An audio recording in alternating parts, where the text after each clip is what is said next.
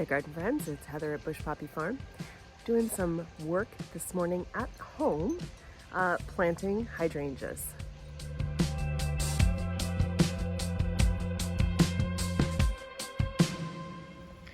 So here they are.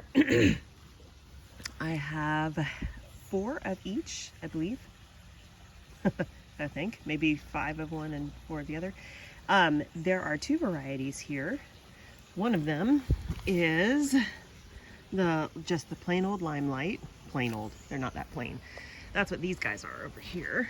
So now I've been cutting on these all season and they're still giving me beautiful flowers. Right, this guy's not ready yet to be harvested. So it looks a little spindly now because I've taken so many blooms off of them. Some of these I'm gonna leave on so that they'll age. They get this pinkish color to them when they age. They'll turn more and more pink, and I will use them as dried flowers in my dried flower business. So because these did so well this year, and they are in big pots, as you can see, I decided to add more. And so I've got regular limelights, and then these are prime limelights, or limelight prime. They're looking a little rough only because they were in the mail in a box, but they're doing okay. As soon as I get them in the ground, then they'll start taking off. And because it's only August, they have plenty of time to settle in, get their root systems all set up for winter, and then be ready for next spring when they'll start putting on a lot of growth. Depending on where you live, your zone, how much heat you get, etc., is going to determine where you put things. Hydrangeas can be in full sun. However, in my home in Northern California, we get temperatures in the summer times, sometimes into the triple digits, and so they really benefit from some shade. So these guys that I have here in the front of the greenhouse, they just get a little bit of dappled light throughout the day. They get a little bit of afternoon sun, but it's very muted afternoon sun. So they've done great, and as long as I've kept them watered, they've been fine. No burn, no wilt, no droop. So I'm going to put these other hydrangeas around the greenhouse because they will get dappled sun and afternoon shade that will keep them cool, especially when temperatures get really high. So I'll show you those 2 locations right now. Okay, so this is the west side of the greenhouse. And we've got this retaining wall here because actually this area is sloped. Might be hard to see on the video, but I'm going to be putting these guys in here, and it looks very dry because we have this zone currently shut off of the sprinklers, but we'll just turn it back on once I get stuff planted here. But I'm going to put 3 here. I'm going to space them pretty far apart because these guys get huge, and that way they'll have plenty of room to grow. So I'll dig some nice deep holes. I might put a little bit of goodness in there before I plant them, but otherwise I want them to adjust to the actual native soil. Okay, so then the second location is on the east side of the greenhouse, right here along this wall. They will get, as you can see, morning sun. It is about 9 o'clock in the morning right now, and then they will get plenty of afternoon shade. There will be, so this is something that I thought about beforehand, this area is the downslope of the roof, and so in a rain event, a lot of water is coming sheeting off of this roof. I don't want that to pummel the hydrangeas, so I had already planned to attach a gutter on a slight forward slope on this roof and put a rain barrel here where this bucket is.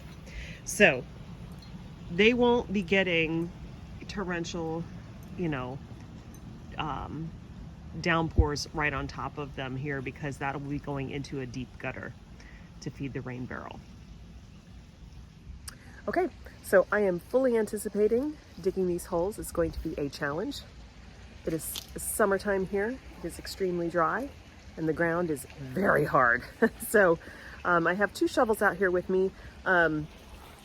They're not super industrial ones because I don't need to dig a really deep hole. These are just little cans, nursery cans. So I'll see how it goes, and if I need to bring out the big guns, I will.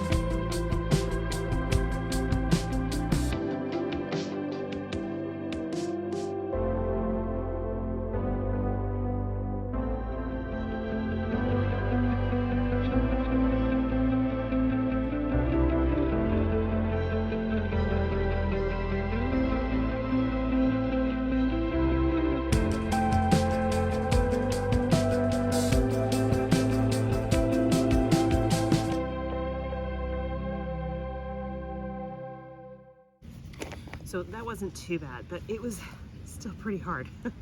Very rocky too, lots of roots. What I'm gonna do is I'm gonna add, so this is a brand new product that I recently discovered online. It's called Rosy Soil. It is labeled for indoor, it's an indoor potting mix. However, I've been using it with compost to make my soil blocks. It's working great. It has in it, it is peat free. It has biochar as well as organic compost and mycorrhizal fungi. It's really great. So I'm going to use a scoop of this in each hole to kind of kickstart the rooting process for these plants. That's very nutritious stuff, and I think they will really appreciate it. So now I'm just going to grab the plants and pop them in the holes. I think I'm going to put 2 regular limelights on the outside and a limelight prime in the middle. That's the more pinkish variety.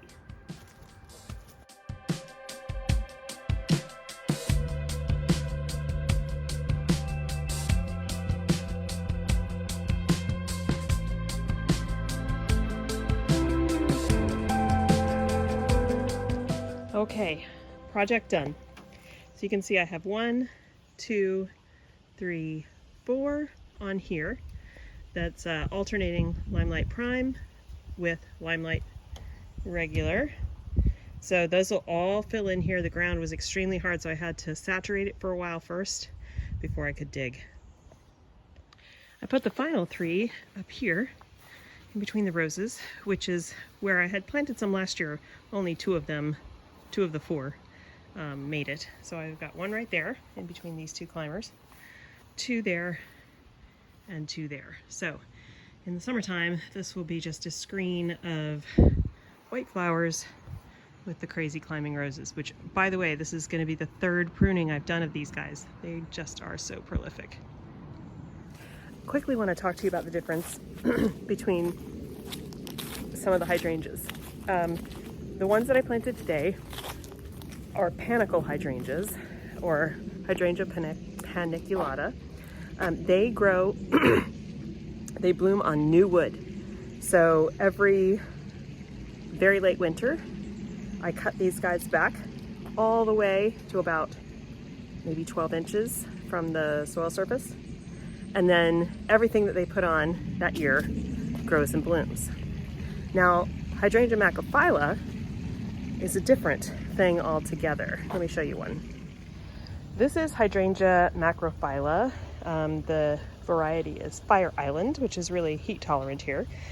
These blooms start out bright, deep red, and they age to this beautiful color.